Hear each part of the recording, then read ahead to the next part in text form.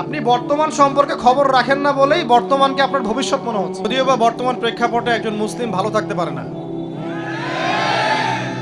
বর্তমান প্রেক্ষাপট এতই খারাপ, কিয়ামতের আলামতগুলো এমনভাবে প্রকাশ হয়েছে এখন যে একজন ইমানদার মুসলিমের পক্ষে নিশ্চিন্তে থাকা আর ভালো থাকাটা খুব কষ্টকর।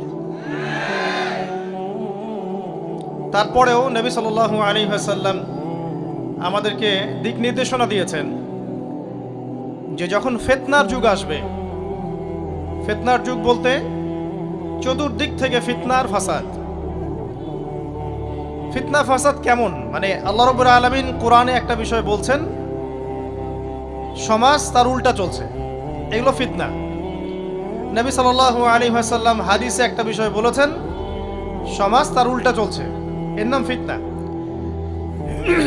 পরিবারে ফিতনা, ধর্মের মধ্যে ফিতনা, সমাজে ফিতনা, অর্থনীতিতে ফিতনা, এখন সংস্কৃতির মধ্যেও ফিতনা। তো এই ফিতনাময় পরিবেশে নবী সাল্লাল্লাহু আলাইহি ওয়াসাল্লাম বলেছেন যে কেউ যদি ঈমান এবং আমলের উপরে, মানে নবী সাল্লাল্লাহু